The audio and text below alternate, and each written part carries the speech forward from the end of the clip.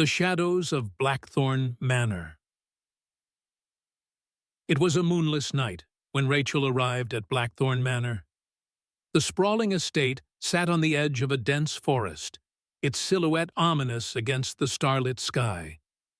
The invitation had come unexpectedly, a letter sealed with a wax crest she didn't recognize, claiming she was the sole heir to her great-uncle's fortune.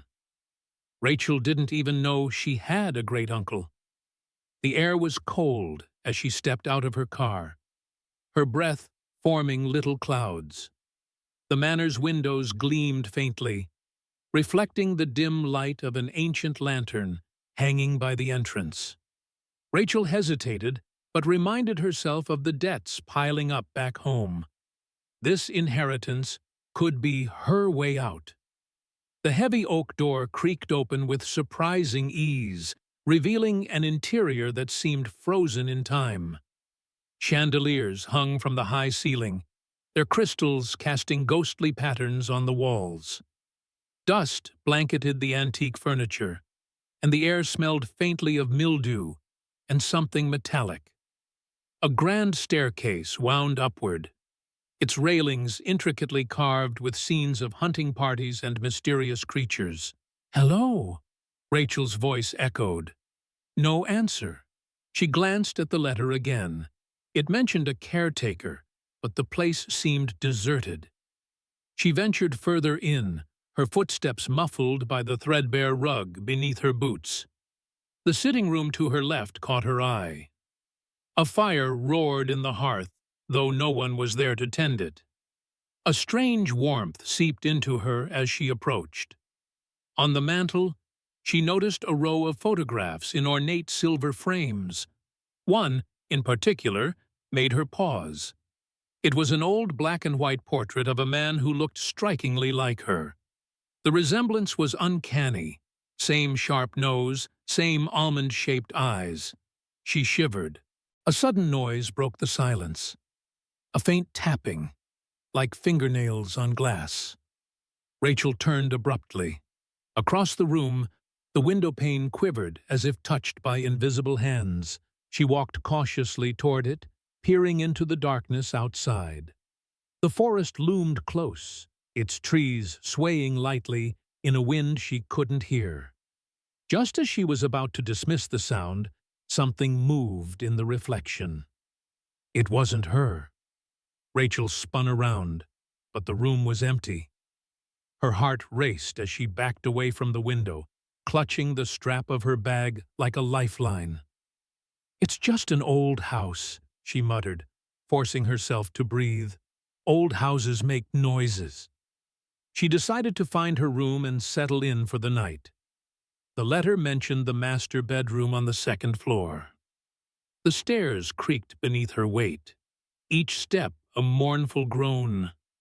The hallway upstairs was even darker, lit only by faint patches of moonlight that seeped through cracks in the curtains. Doors lined the corridor, each one closed, their brass knobs dulled with age. As Rachel reached the end of the hall, she found the door marked with the same crest as the letter. Pushing it open, she stepped into a room that seemed oddly untouched by time. The bed was made with crisp sheets, and a faint smell of lavender lingered in the air.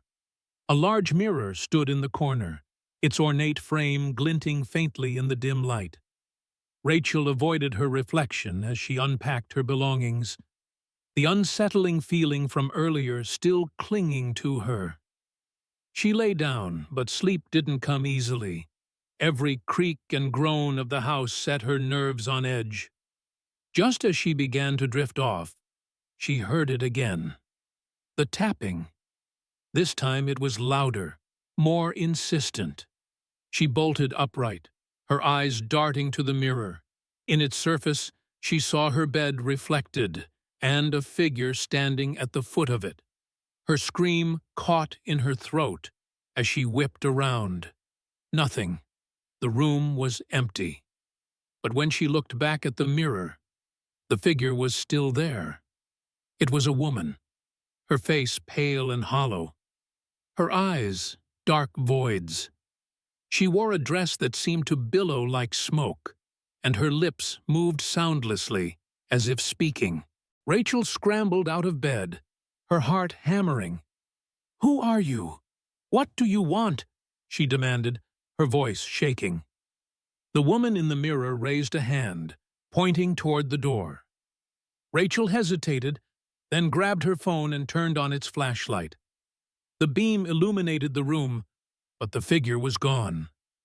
Only her terrified reflection stared back at her. Something compelled her to follow the ghostly woman's gesture. She stepped into the hallway, the light from her phone barely cutting through the thick shadows. The tapping sound grew louder, drawing her toward a door she hadn't noticed before. It was smaller than the others, almost hidden in the paneling, and locked with a rusted padlock. She hesitated, then searched the nearby rooms for something to break it. In the study, she found an old iron key in a desk drawer. It fit the lock perfectly. With a click, the padlock fell away, and the door creaked open to reveal a spiral staircase descending into darkness. Rachel's breath quickened. Every instinct told her to turn back, but something, curiosity, fear, a strange compulsion, urged her on. She descended the stairs, her footsteps echoing in the confined space. At the bottom, she found herself in a stone cellar. The air was damp and cold, carrying the stench of decay. Shelves lined the walls, cluttered with jars of strange substances and dusty books. But what drew her attention was the altar in the center of the room.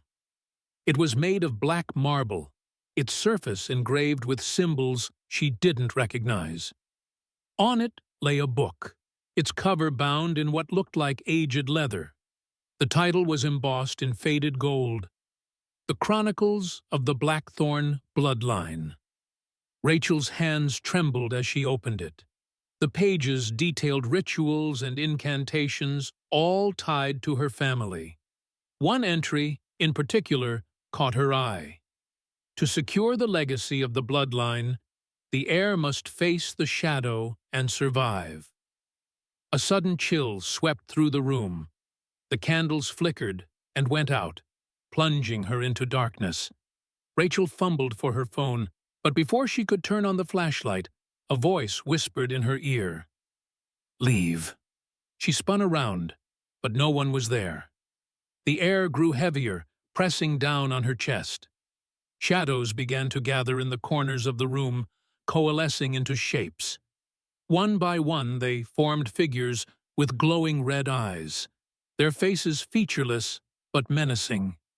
They advanced slowly, their presence suffocating. Rachel backed against the altar, clutching the book like a shield. "I don't know what you want," she cried. The shadows stopped, their heads tilting in unison. Then the largest of them stepped forward, its voice a guttural rasp. "Prove your worth, or join us." Before she could respond, the shadows lunged. Rachel screamed and swung the book, its pages glowing faintly as it made contact. The light erupted, throwing the shadows back. They howled in pain, their forms flickering like dying flames. A voice echoed in her mind, calm and commanding. "Read the incantation. Seal the curse." Desperate, Rachel flipped through the book, her eyes scanning the cryptic text. She found the incantation and began to read aloud. The words felt foreign on her tongue, but as she spoke, the room began to tremble. The shadows writhed, their forms dissolving into smoke. With a final, ear-splitting shriek, they vanished. Silence fell. The oppressive weight lifted, and the air felt lighter. Rachel collapsed to her knees, the book slipping from her hands. She didn't know how long she sat there before she found the strength to climb back upstairs. When she reached the bedroom, the mirror was cracked, the woman's figure gone. The fire in the sitting room had burned out, leaving only cold ashes. Rachel didn't sleep that night. But as dawn broke, she felt a strange sense of peace. The letter hadn't been a mistake. The inheritance wasn't just the manor. It was the responsibility that came with it. The shadows had tested her, and she had survived. Blackthorn Manor was hers now, and so was its dark legacy.